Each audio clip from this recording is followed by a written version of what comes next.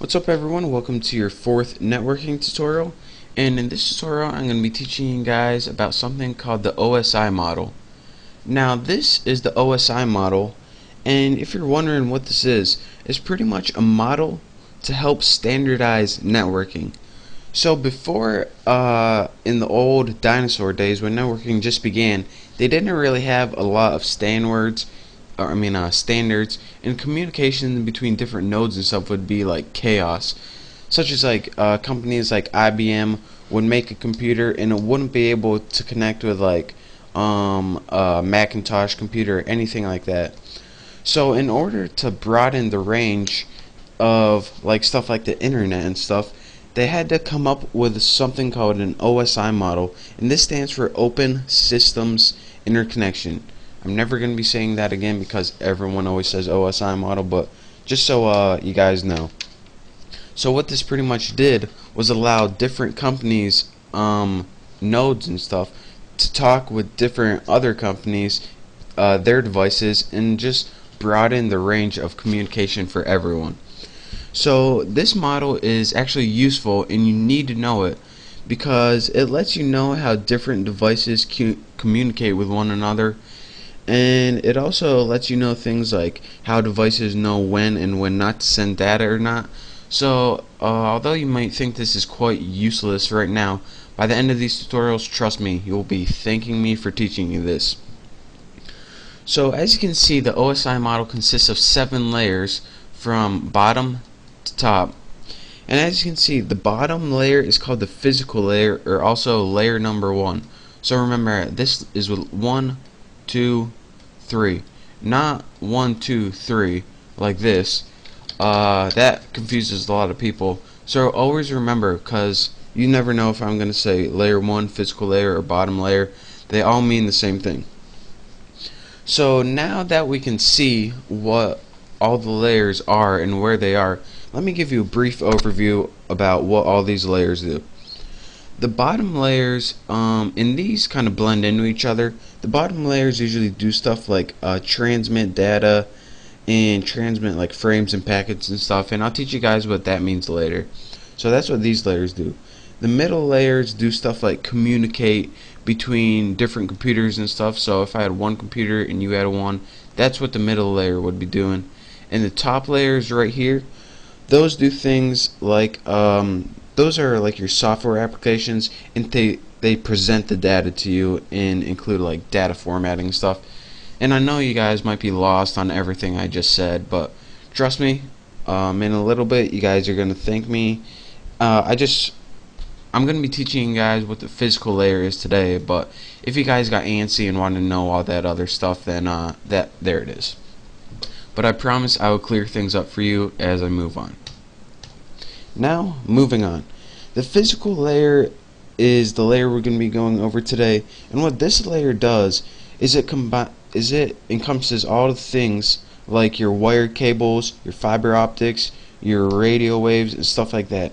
Your physical layer also has your network connectors and is your network topology, and that's why it's named the physical layer, since it's the layer of stuff that you can see.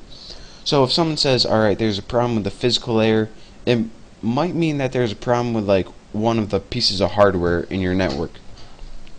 Now, as you know, all data in computers is transferred from binary code, and this is 1 and zeros.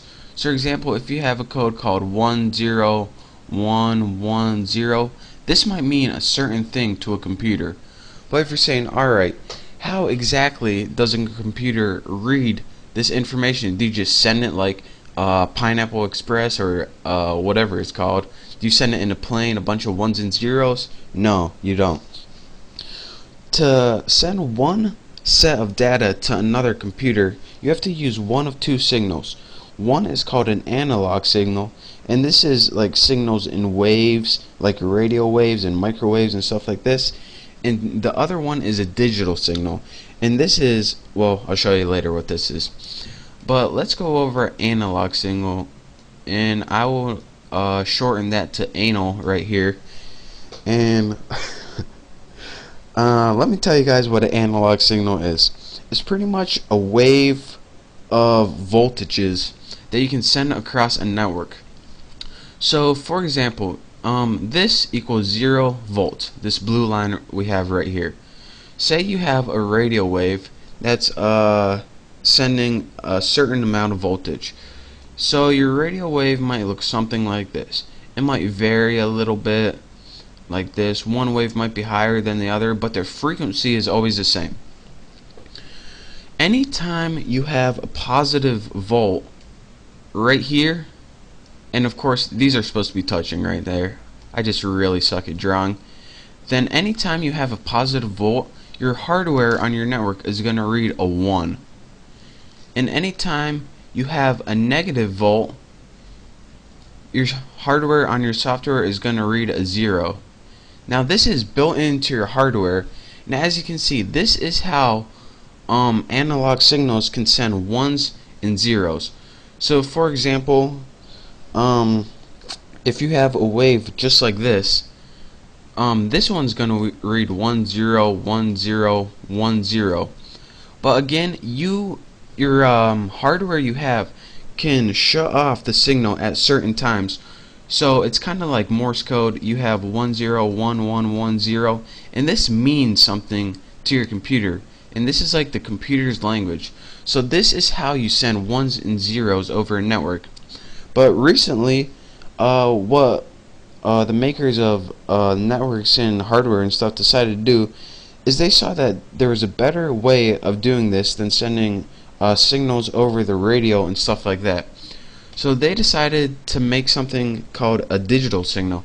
And let me go ahead and view my grid. It might be a little easier. Show grid. There we go. That looks a little better.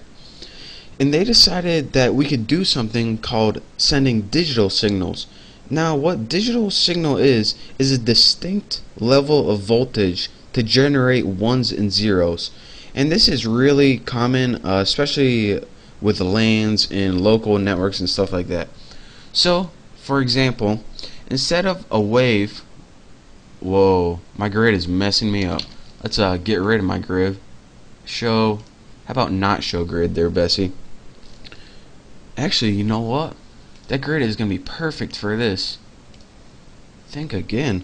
Alright, so a digital signal, look at that. Look how cool that says digital.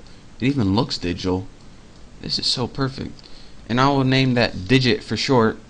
That use a distinct level of voltages, such as, say you have 5 volts right here. Oh my god, that is perfect. And 0 volts. And as you can see, a digital signal works a lot different.